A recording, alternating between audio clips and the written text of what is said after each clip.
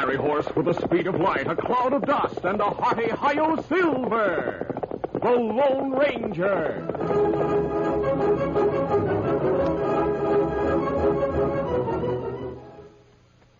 General Mills, makers of Cheerios, the ready-to-eat oat cereal that gives you go power, and Wheaties, the breakfast of champions, present by special recording, The Lone Ranger.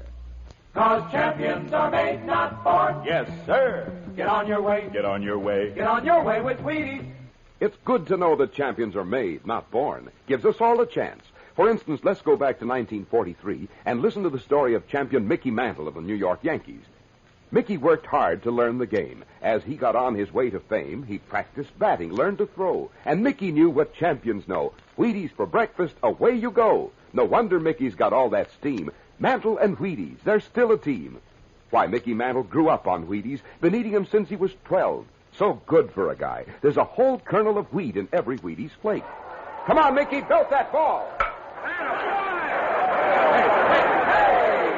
He's on his way, on his way. He's on his way, on his way. Get on your way with Wheaties. 'Cause champions are made, not born. Yes, sir. Get on your way. Get on your way. Get on your way with Wheaties. Breakfast of champions.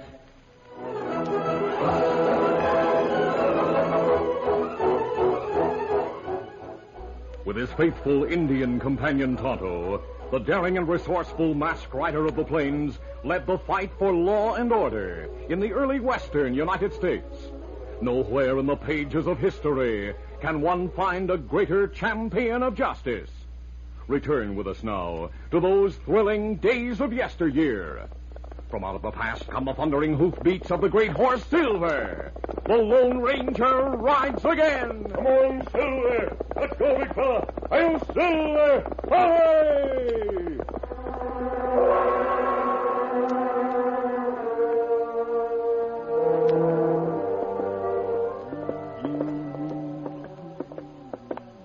A line rider of the Bar C Ranch rode slowly along the South Range and hummed to himself as he looked up at the bright stars twinkling through the darkness. Suddenly, he stopped humming and stared into the night when he heard approaching hoofbeats. Oh, boy. For a moment, he could see nothing. Then, coming over a nearby ridge, he saw a group of ghostly, shimmering horsemen heading his way. Holy catfish, I must be seeing things. Real bullets. I'm getting out of here. Get up, boy.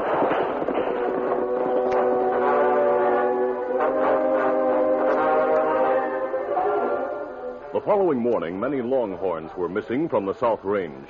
A week later, in the same territory near the town of Weston, a stagecoach delayed by flooded streams moved along the trail in the darkness. Better take it easy, Ed. Kind of hard to see the trail in the dark. Yes, I know. If it hadn't been for those consarn flooded streams, we'd have been in Weston before sundown. Easy there, steady. Moon will be coming up shortly, then it won't be so dark. Of course, we know this trail like a book. Hey, look ahead. Ghosts. Ghosts on horses. No, it can't be. I'll use my gun. I'm stopping right here. Whoa there. Whoa there. I'm getting away from here. Come on. I'm with you.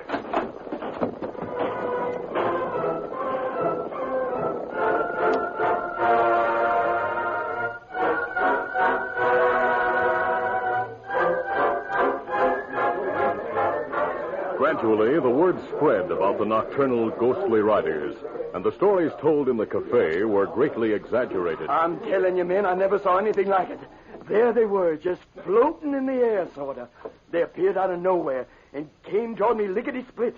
And the funny part of it is, they were shooting real bullets. Well, the way we saw 'em, we were late getting to Weston. We were down in the hollow about 3 miles west of town, and it was plenty dark.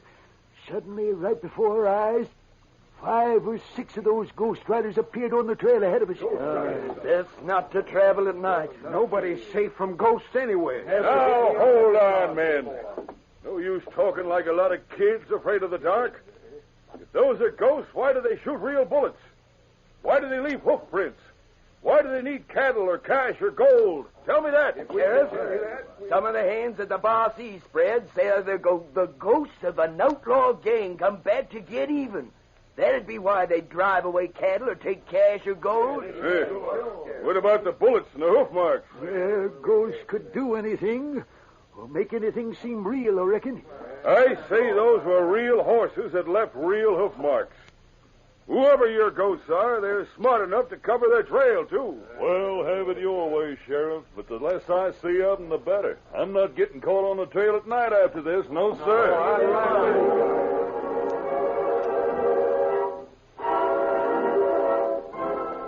Later that day, a stranger who had been at the cafe in Weston rode into the foothills, where he entered a natural cave in the wall of a canyon. Oh, hi, oh. Hi, Slick. Hi, Baldy. How are things in town? Hear any more about the Ghost Riders? Fingers, all they talk about in town are the Ghost Riders. I hear about them everywhere I go. We have them all scared, Slick. Yeah, nearly all, Fingers. The sheriff isn't so easily fooled. At least up to now he isn't. Where are the other men? Well, you must have seen Jim. He's on guard at the pass. Yeah, I saw him.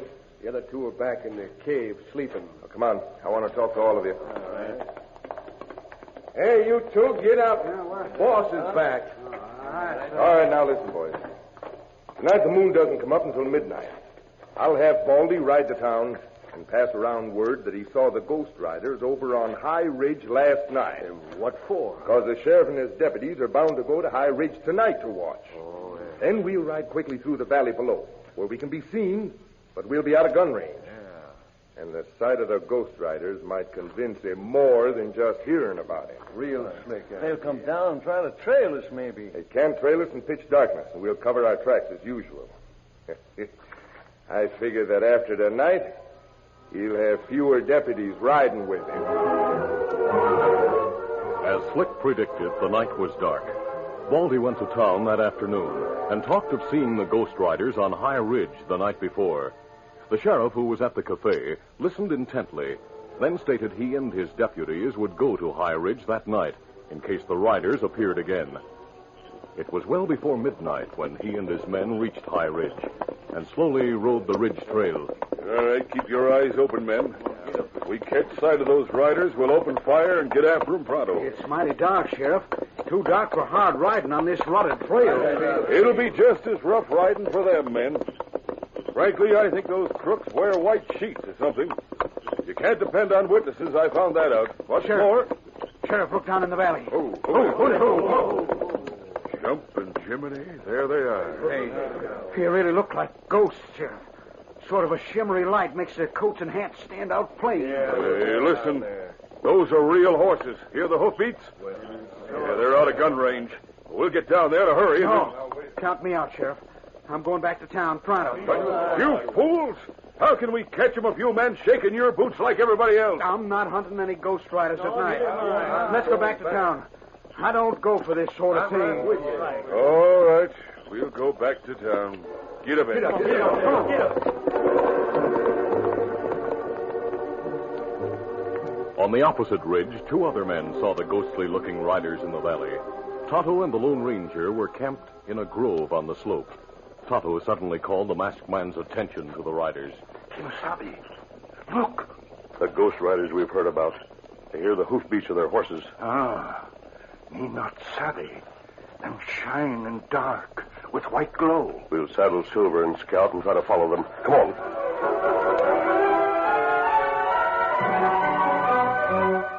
A short time later, the masked man and Indian rode down the slope and followed in the direction the riders had gone, but soon lost the trail in the darkness and returned to camp. At dawn the following morning, the Lone Ranger and Tonto once more rode the valley trail. They're marks of many horses, Kimasabi. So far, they're very plain. I hope they continue to be that way. From all we've heard, though, I expect the trail to be cleverly covered before long. The masked man and Indian rode to the end of the valley. There, the tracks turned up the slope to High Ridge. When they reached the ridge trail, the two men stopped. Oh, Silver. Scout. Well, this is what I expected, Tonto. The tracks combine with those of several other horses. Likely horses used by a posse, since they head along the ridge in the direction of town. And that plenty smart trick. Outlaw tracks mixed up with others now. And if them go to town, we lose trail there. That's right. Let's follow all the tracks and see where they go. Come on, Silver. Get 'em up, Scout. As Tonto suspected, the Ghost Rider's tracks mingled with those of the sheriff's posse, went straight into town, where all of them were lost in the track-covered, dusty Main Street. The Lone Ranger and Tonto stopped in a grove at the edge of Weston. Go, Silver. Easy, big fella. Easy, Scout. Easy, fella. Tonto, I'll wait here. You go into town and see what you... Horsemen are coming from town. It's sheriff and men. Them sure to see us when them pass on trail. Hurry, we'll mount and leave. The men are nervous enough to shoot us on sight. Easy, steady, big fella. Easy, fella. Come on, Silver. Get 'em up, Scout. There comes a couple of outlaws. Fire on the flag.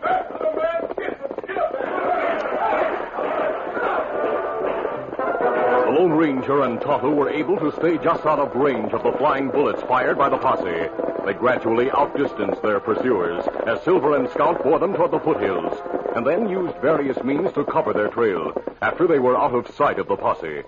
Finally convinced that they had thrown the sheriff and his men off their tracks, the two men drew rein on a rocky bluff to rest the horses. After a short period, the Lone Ranger spoke. The riders came from the general direction of these foothills last night, Tonto. That's right. We'll search these hills today for the hideout. If we're unsuccessful, I'll go to town tonight, identify myself to the sheriff, and talk over a plan I have in mind. All right, let's go. Easy, steady, big fella. Easy, fella. Come on, Silver. Scout.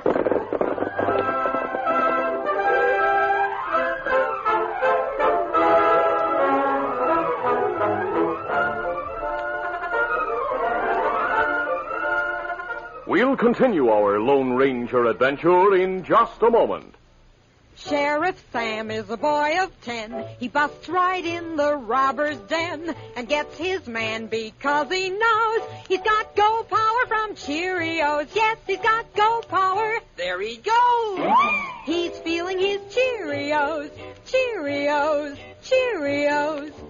That's Cheerios, the cereal shaped like little letter O's. And those O's stand for oats. The good grain Cheerios is made from. Every delicious spoonful of Cheerios and milk is real muscle-building food. Each spoonful contains vitamins, minerals, and proteins your body needs. Yes, those good things in a Cheerios breakfast do good things for your body. Help you have healthy nerves, good red blood, strong bones and muscles. You can see that Cheerios is made to give you real go power. So make sure you have a Cheerios breakfast every day. Then you'll hear people say, He's feeling his Cheerios.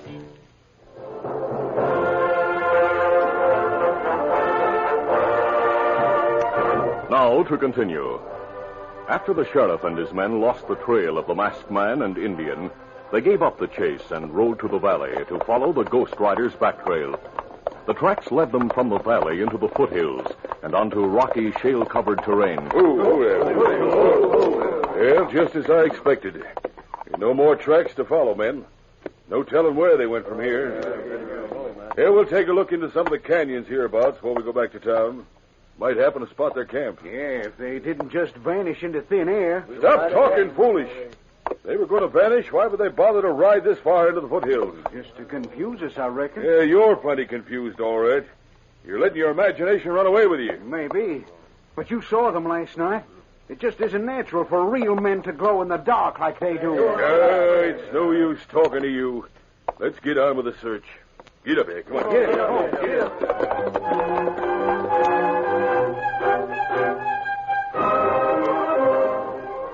During the early afternoon, the skies darkened threateningly, and thunder echoed through the foothills as the Lone Ranger and Tonto rode through one of the many canyons.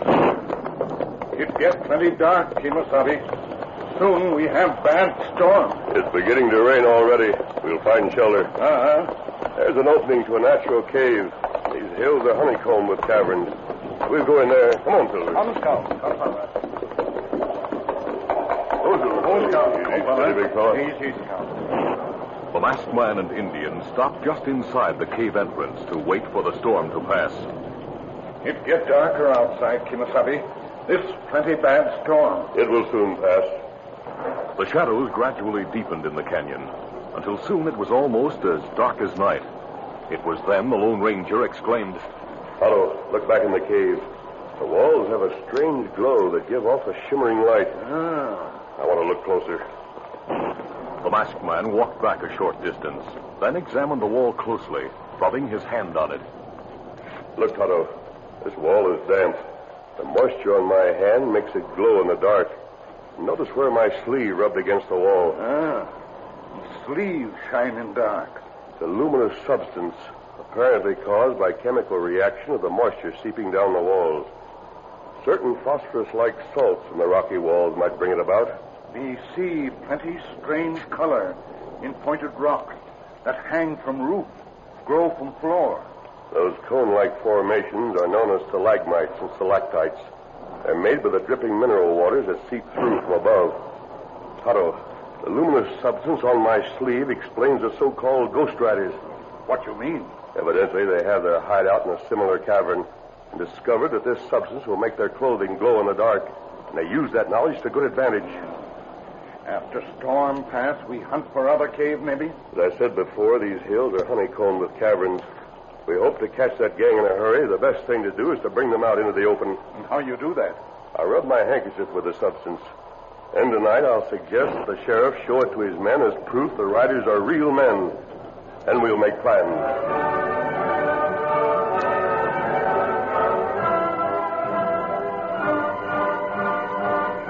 After the storm passed, the Lone Ranger and Tonto returned to their camp.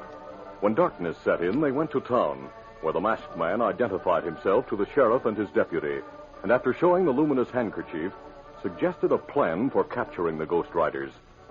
Early the following night, the sheriff discussed the plan with his men. The masked man proved to us the riders are real men, using some luminous stuff they discovered in the mountain cave. Now, here's the plan. We've got word around that a special shipment of gold is leaving later tonight by stage, so as to get to the morning train in Pecos. We're having a big posse divided into two groups. What then, Sheriff? The first group will go on ahead and hide on a slope at the far end of the valley.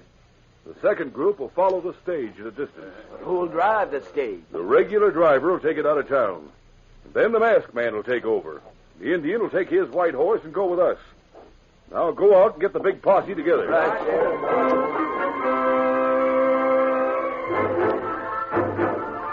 Later that night, the stage left town as planned.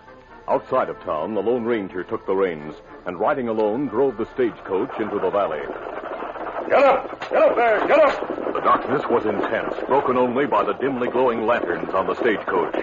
When he had gone almost halfway through, the masked man saw the Ghost Riders coming from a grove of trees ahead. Ho there! Ho! Ho! Ho there! Quickly, he jumped from the driver's seat and climbed inside the coach.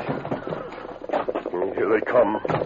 The masked man crouched down in the coach and waited as the outlaws rode to the stage and stopped. Whoa! Whoa! Whoa! Hell, the driver's gone. Must have scared that daylight out of him. Baldy, get up there. Throw down the cash box. Right. Getting now. Hey, there isn't any cash box up here. Well, maybe it's in the coach. I'll look. Easy, boy. Reach and don't move, you. Tell your men to drop their guns or I'll kill you. Hey, what the... Somebody's English. Do as I say. Baldy, who had remounted, realized instantly that Slick was in trouble. He quickly reached out and jabbed his spur against one of the lead horses. The stage jerked forward, and the Lone Ranger was momentarily thrown off balance, dropping his gun. But reacting instinctively, the masked man hurled himself through the door at the luminous figure beside the coach. Drop that gun. Slick was taken by surprise and fell to the ground where he grappled with the masked man.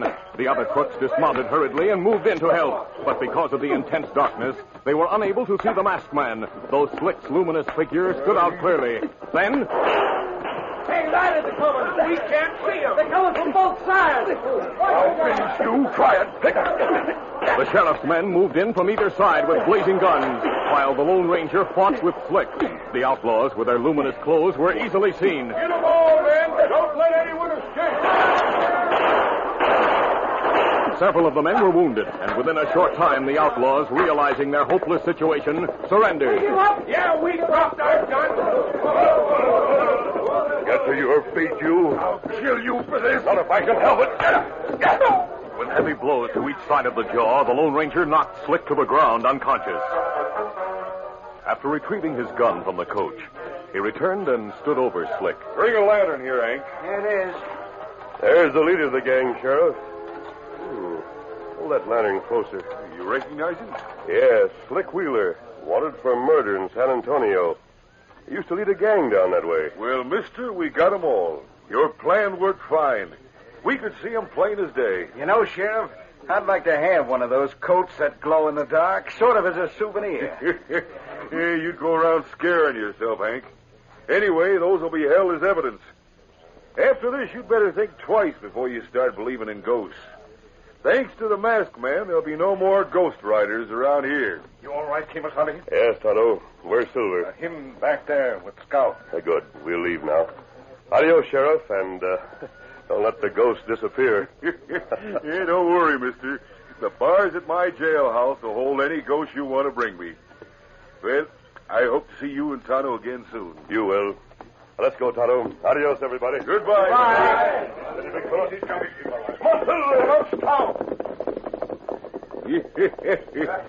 Hank, maybe after Slick Wheeler is hanged, his ghost will come back to haunt you. Oh, no, Sheriff. I'll tell you one thing. Even ghosts would have sense enough to stay away from the Lone Ranger.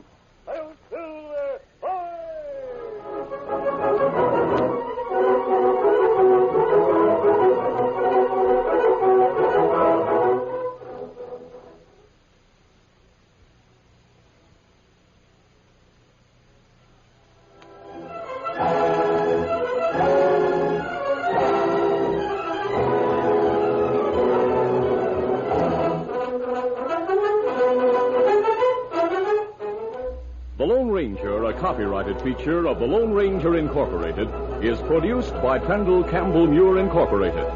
The part of the Lone Ranger is played by Brace Beamer. Your announcer, Fred Foy. Listen to the Lone Ranger, brought to you by special recording. You've been listening to the OTR Gold Network. Find more classic radio at otrgold.com.